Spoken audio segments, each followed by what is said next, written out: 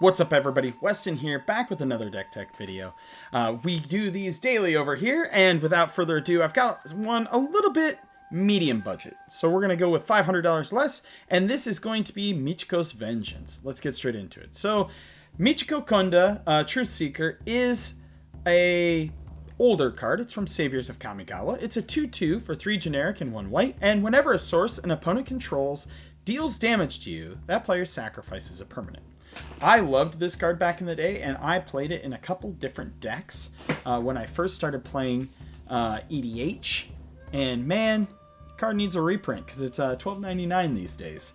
I'm a firm believer that most cards shouldn't be more than $10. But this is going to be more stacksy, more punishy, stopping people from wanting to hit us. So let's take a look. Who are our creatures? We only have 16. Only 16. But each of them does things to help us. We got Delny. Delny makes it so a creature with power 2 or less can't be blocked by creatures power 3 or greater. Our commander is 2. And if an ability of a creature you control would trigger with power 2 or less triggers, it triggers an additional time. So Michiko Konda's deck, or not deck, her ability would trigger twice. Which, you know, seems pretty good if they ping you with something or anything like that. They would have to sacrifice 2 permanents. 8.5 tails. It is target spell. You can pay 2. Target permanent you control gains protection from white until end of turn, or you can pay 1 generic. Target spell or permanent becomes white until end of turn. So for 3, you can make sure that whoever's trying to target your Michiko Konda or any of your other things, it fizzles, right? They have protection. And then we have Giver of Runes. Another target creature you control gains protection from colorless or from the color of your choice until end of turn. We have Kataki, War's Wage. Man, these are all cards that I used to play. Which is all artifacts have. At the beginning of your upkeep, sacrifice this artifact unless they pay 1. So it's essentially like, it's like Tabernacle Pendrel Veil, but for artifacts. I think there's also an enchantment in blue. I think it's like Aether Flux that does the same thing. White Knight Orchid is catch-up ramp. We have Magus of the Tabernacle. All creatures have, at the beginning of your upkeep, sacrifice this creature unless you pay 1. We have Moonblessed Cleric, which is when Moonblessed Cleric enters, you may search your library for an enchantment card, reveal it, and then shuffle it and put that on top. So, you know, he's a tutor. Mother of Runes, target creature you control gains protection from the color of your choice until end of turn. We have Phyrexian Vindicator. So if damage would be dealt to him, prevent it, and then, when damage is prevented this way, Phyrexian Vindicator deals that much damage to any other target. We have Redain, God of the Worthy, which her front side is flying, vigilant snowlands. Your opponents control enter the battlefield tapped. Pretty much useless there. And non-creature spells your opponents cast convert a mana cost of 4 or greater, cost 2 more to cast. But, more importantly, is your backside, Volkmira. It's a 3 generic and 1 white. If a source you control would deal damage to you or a permanent you control, prevent 1 of that damage. And whenever you or another permanent you control becomes the target of a spell or ability that the opponent controls, counter it unless they pay 1. We got Silent Arbiter, so only 1 thing can attack and block. I still blows my mind that this card is $16. 16 for Silent Arbiter. This guy used to be less than $1.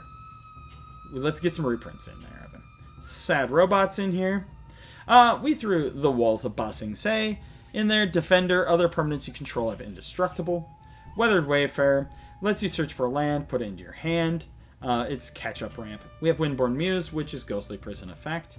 And then we have World Queller. At the beginning of your upkeep, you may choose a card type. If you do, each player sacrifices a permanent of that type. Sorceries, we're only running 3. We're not running a whole lot of Wrath effects, just 2, Fumigate and Vanquish the Hordes. And then we have Gift of Estates, so more catch-up ramp. For our instants, we have a lot. We have Angel's Grace. You know, if you would lose the game, you don't. You go to 1 instead. Beacon of Immortality, double life total. Blood of the Martyr. It's triple white. Until end of turn, you may redirect to yourself all damage dealt to any number of creatures. The source of that damage does not change. So if somebody gets something cheeky out and wants to shoot your creature, you You can redirect it to you, which will cause them to sacrifice things. We have Brave the Elements. Choose a creature. White creatures you control gain protection from the chosen color until end of turn. Enter the avatar state until end of turn. Target creature you control becomes an avatar. It gains flying, first strike, lifelink, and hexproof. I need to go through my box of avatar that I opened and see if I got a few more of these, because it's pretty good. Ephemerate is a blink. Ethereal Haze is a fog. Everybody Lives protects all of your stuff. Flare Fortitude protects all your stuff. For removal, I do have Generous Gift, Path to Exile, Stroke of Midnight, Swords to Plowshares. We do have Rebuff the Wicked in here, counter target spell that targets a permanent you control from Time Spiral. Love that set too. Reciprocate, exile target creature that dealt damage to you this turn. So like you're gonna let some things get through, and then you're gonna shoot them with Reciprocate. We have Oblation. The owner of target non-land permanent shuffles it into the library, and then you draw 2 cards. Then we have Civi's Valor. It's an instant for 2 generic and 1 white. If you control planes, you may tap an untapped creature you control instead of paying its mana cost. All damage that would be dealt to target creature is dealt to you instead.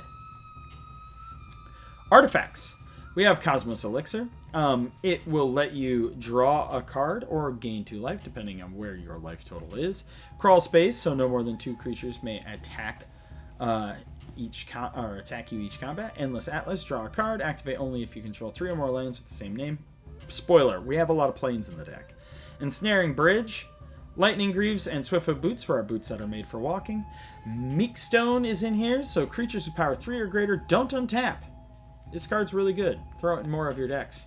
Especially if you're going with like go wide tokens that aren't getting pumped. Put this in your decks. Mithril Coat gives something, it has flash, gives something indestructible. It's also indestructible. Orbs of Warding, you have hexproof. And if a creature would deal damage to you, prevent 1 of that damage. And then we have Wedding Ring. When you bring it into play, target opponent gets a copy. Whenever the opponent who controls the artifact named Wedding Ring draws a card during their turn, you draw a card. And whenever an opponent who controls an artifact named Wedding Ring gains life during their turn, you gain that much life. Then our enchantments. We have a lot of them. Ashes of the Abhorrent yeets things out of people's so people can't target things in their graveyard and gains you life. We have Aurification. Whenever a creature deals damage to you, put a gold counter on it. Each creature with a gold counter on it is a wall in addition to its other types. In other words, it's going to get Defender. When it leaves play, remove all gold counters from all creatures. We have Crackdown. Non-white creatures with power 3 or greater don't untap. Divine Presence. If a source would deal 4 or more damage to a creature or player, that source deals 3 damage to that creature or player instead. I know that doesn't seem like a lot of mitigation, but in conjunction with other things it is. We have Flowering of the White Tree. We have Ghostly Prison. Karmic Justice, so if a spell or an ability destroys a non-creature permanent you control, you may destroy target permanent that opponent controls. We have land tax for catch-up ramp. Martyr's Bond. Whenever it or another non-land permanent you control is put into a graveyard from the battlefield, each opponent sacrifices a permanent that shares a card type with it. We have Martyr's Cause. Sacrifice a creature. Prevent all damage to a creature or player from one source.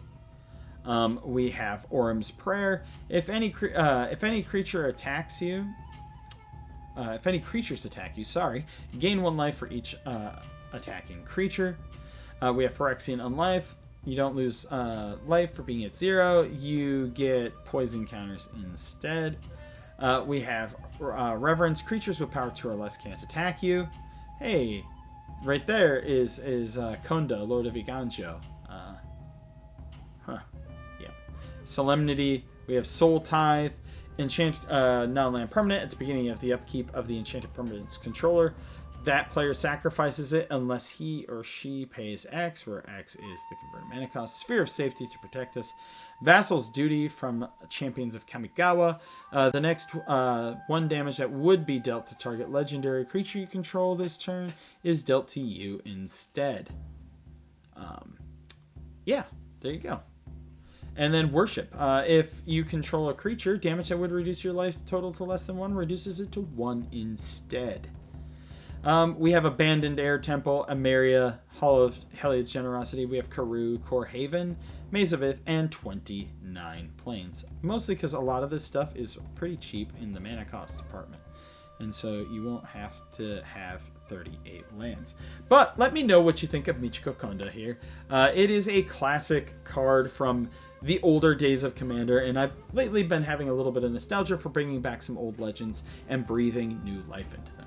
But as always, I am Weston with the Hidden Gibbon, and I hope you all have a wonderful day.